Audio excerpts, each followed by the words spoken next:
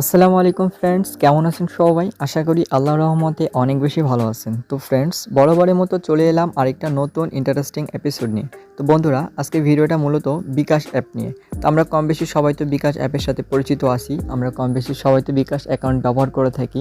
আমরা বিকাশ অ্যাপের মাধ্যমেই কিন্তু অন্যদের সাথে লেনদেন করে থাকি, টাকা আদান প্রদান করে থাকি। এটা কিন্তু খুব সহজ একটা মাধ্যম, আমাদের এটা কিন্তু খুব পরিচিত হয়ে গেছে অ্যাপটি। তো আমরা যখন বিকাশ অ্যাপের মধ্যে ঢুকি তখন কিন্তু আমাদের এরকম লক চাই।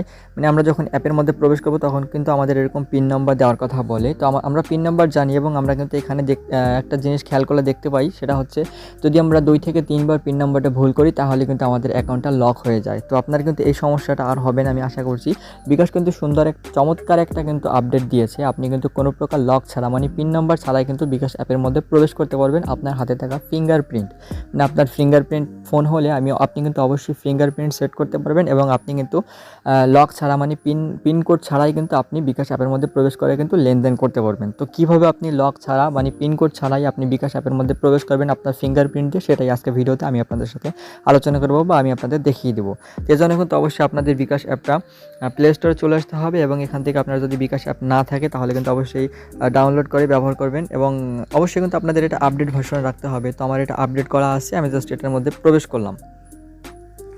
এটার মধ্যে প্রবেশ করার পরে এখানে দেখতে পাচ্ছেন এখানে ফিঙ্গারপ্রিন্ট দেওয়ার একটা অপশন আছে। আমরা জাস্ট এটার মধ্যে ক্লিক করব এবং এখানে কিন্তু একটা অপশন আছে নিচের দিকে পরবর্তী নামে। এখানে আপনাদের ইংলিশ ভার্সন থাকলে নেক্সট আসতে পারে, এটার উপরে একটা ক্লিক করতে হবে এবং এখানে কিন্তু আপনাদের বিকাশ পিন নাম্বারটা দিতে হবে, জাস্ট একবারের জন্য ব্যবহার করতে হবে।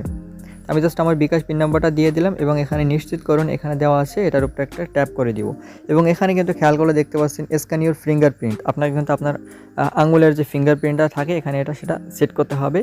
সেট করা মাত্রই কিন্তু দেখতে পাচ্ছেন আমাদের কাজটা হয়ে গেছে, অভিনন্দন দেওয়া হয়ে গেছে। আমরা কিন্তু এখন চাইলে আমাদের ফিঙ্গারপ্রিন্ট ব্যবহার করে কিন্তু আমরা অ্যাকাউন্টের মধ্যে প্রবেশ করতে পারি। আমি কোনো প্রকার পিন ব্যবহার না করি কীভাবে অ্যাকাউন্টের মধ্যে প্রবেশ করি এটাই আমি আপনাদের এখন দেখিয়ে দিচ্ছি। আমি জাস্ট আমার ফিঙ্গারপ্রিন্ট এখানে ব্যবহার করলাম, মানে আমি জাস্ট এটার উপরে একটা ধরে রাখবো, এটার উপরে ক্লিক করব এবং এখান থেকে এটার উপরে ধরে রাখলে কিন্তু আমরা অ্যাকাউন্টের মধ্যে প্রবেশ করতে পারবো। কোনো প্রকার পিন দেওয়ার কিন্তু দরকার হয়নি। তো আমি কিন্তু লাইভ প্রুফ সহ দেখিয়ে দিলাম কীভাবে আপনারা কোনো প্রকার পিন সেট করার মাধ্যমে, মানে পিন সেট না করার মাধ্যমে কিন্তু আপনি আপনার বিকাশ অ্যাকাউন্টের মধ্যে প্রবেশ করতে পারবেন ফিঙ্গারপ্রিন্ট ব্যবহার করার মাধ্যমে।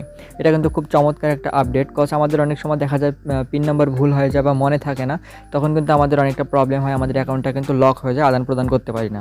তো ফ্রেন্ডস, এই ছিল আজকে ভিডিও। আশা করি ভিডিওটা আপনাদের খুব কাজে আসবে।